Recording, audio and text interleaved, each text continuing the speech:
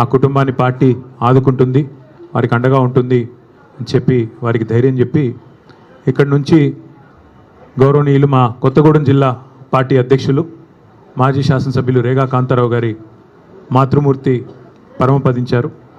వారిని పరామర్శించడానికి వెళ్ళాలి.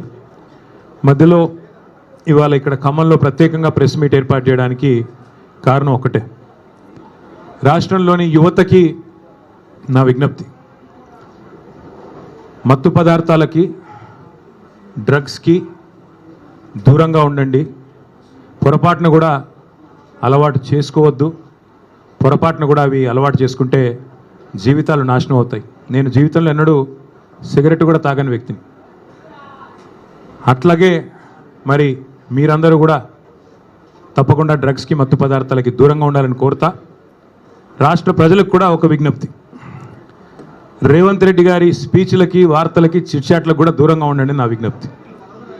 ఎట్లాగైతే మరి డ్రగ్స్ మనుషుల ప్రాణాలు హరిస్తాయో అట్లాగే కొన్ని నికృష్టపు మాటలు, నికృష్టపు డైలాగులు మరి మీ ప్రశాంతతకు, మీ ఆరోగ్యానికి కూడా, రాష్ట్ర ఆరోగ్యానికి కూడా హానికరం.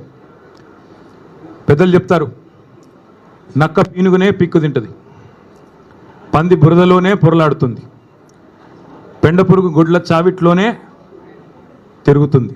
అట్లాగే గుంపు మేస్త్రి నోట్లోంచి కంపు తప్ప ఏమీ రాదు, నికృష్టపు మాటలు తప్ప ఏది రాదని మళ్ళొక్కసారి తేలిపోయింది. ఒకరోజు ఫోన్ ట్యాపింగ్ అంటాడు, మరొక రోజు ఫార్ములా ఈ అంటాడు, ఇంకో రోజు డ్రగ్స్ అంటాడు, కాదంటే కాళేశ్వరం, లేదంటే కేసీఆర్. 20 నెలల్లో ఈ నికృష్టుడి బతుకు, ఈ రాష్ట్ర ముఖ్యమంత్రిగా ఉన్న నికృష్టుడి బతుకు కేసీఆర్ జపం చేయడం, డైవర్షన్ టాక్టిక్స్ తప్ప, హెడ్లైన్ మేనేజ్మెంటు, డెడ్లైన్ మేనేజ్మెంట్ తప్ప చేసింది ఏంది? ఇప్పటి వరకు ఈ రాష్ట్రంలో ఏ వర్గానికి నువ్వు చేసింది ఏంది నేను అడుగుతా ఉన్నా. అందుకే పెద్దలు చెప్తారు, పంది ఎంత బలిసినా నంది కాదు. నువ్వు ముఖ్యమంత్రి కావచ్చు, ఇంకో 3 ఏళ్ళు ఉండొచ్చు, మురిపంగా డబ్బుల మూటలు దోచుకుంటూ ఉండొచ్చు, కానీ ఎన్నటికీ నీ బతుకు ఒక పెండ పురుగులోని పురుగు బతికే తప్ప నీది ఎన్నటికైనా కూడా కేసీఆర్ స్థాయి కానీ, ఆ ముఖ్యమంత్రి పదవికి ఉండే ఒక గౌరవాన్ని కానీ, గతంలో మహామహులు ఆ పదవిని అధిష్ఠించారు. ఓ విజయభాస్కర్ రెడ్డి గారు, ఓ ఎన్టీ రామారావు గారు, ఒక రాజశేఖర రెడ్డి గారు, ఓ చంద్రబాబు నాయుడు గారు, ఓ కేసీఆర్ గారు, వాళ్ళు ఆ పదవికి ఎక్కిన తర్వాత ఎంత హుందాగా వ్యవహారం చేశారు. ఒక రోషయ్య గారు ఎంత హుందాగా వ్యవహరించారు, మీరెంత నికృష్టంగా వ్యవహరిస్తున్నారు. ఇది రాష్ట్రమే కాదు, దేశం మొత్తం గమనిస్తూ ఉంది. 2 ఏళ్ళైంది మీరు తెలంగాణ రాష్ట్రానికి ముఖ్యమంత్రి అయ్యి. మీ వల్ల వీసమెత్తు లాభం పొందిన ఒక మనిషి కానీ, ఒక వర్గం కానీ చూపెడతావా? ఒకటి మాత్రం ఒప్పుకోవాలి, రేవంత్ రెడ్డి గారి వల్ల బాగా లాభపడింది ఎవరయ్యా అంటే చిల్లర గాసిప్ వెబ్సైట్లు, యూట్యూబ్ ఛానళ్ళు, వాటికి పెట్టే దిక్కుమాలిన తంబునేళ్ళు నడుపుకునే కొంతమందికి మాత్రం రేవంత్ రెడ్డి వల్ల కడుపు నిండా మరి బ్రహ్మాండంగా ఆదాయం వస్తున్నమాట మాత్రం వాస్తవం. 3rd రేట్ యూట్యూబ్ ఛానళ్ళకి, మీడియా ముసుగులో దరిద్రాన్ని వండే దగుల్బాజీలకు ఆదాయం పెరగొచ్చు, కానీ రాష్ట్ర ప్రజలకు మాత్రం దమ్మిడి ఆదాయం కూడా, దమ్మిడి లాభం కూడా నీ వల్ల లేదు అనేది వాస్తవం. రోత వార్తలు, రోత డైలాగులతో ఇవాళ ఇష్టం వచ్చినట్టు మాట్లాడి చిట్చాట్ల పేరిట నువ్వు చీటింగ్ ఏదైతే చేస్తున్నావో ఈ రాష్ట్ర ప్రజల్ని జనం చీకొట్టే పరిస్థితి తెచ్చుకుంటా ఉన్నావు. టన్నుల కొద్ది కేసులు పెట్టాడు 20 నెలల్లో, టన్నుల కొద్ది కేసులు. గుండు పిన్నంత ఆధారం అన్న దొరికిందా? ఉంటే కదా దొరికేదానికి, తప్పు చేస్తే కదా భయపడేదానికి. అందుకే నేను అనేది, చేతిలో పవర్ ఉంది నీకు, నువ్వే హోంమంత్రి, నువ్వే ముఖ్యమంత్రి, నీ కిందే మొత్తం 1000 మంది పోలీసులు ఉన్నారు, మంది మార్బలం వ్యవస్థ అంతా నీకే ఉంది. ఏం తప్పు చూపెట్టినావు? 20 నెలల్లో ఏం పీకినావు? ఎంతసేపు లీకులు. అప్పట్లో ఏదో సినిమాలో ఆయన గ్రీకు వీరుడు అనేవాళ్ళు, ఈయన లీకు వీరుడు. లీకులు తప్ప, చిట్చాట్లు తప్ప నువ్వు పీకింది ఏంది, నువ్వు చేసింది ఏంది రాష్ట్ర ప్రజలకు కానీ, రాష్ట్రంలోని ఏ వర్గానికి నువ్వు చేసింది ఏంది నేను అడుగుతా ఉన్నా.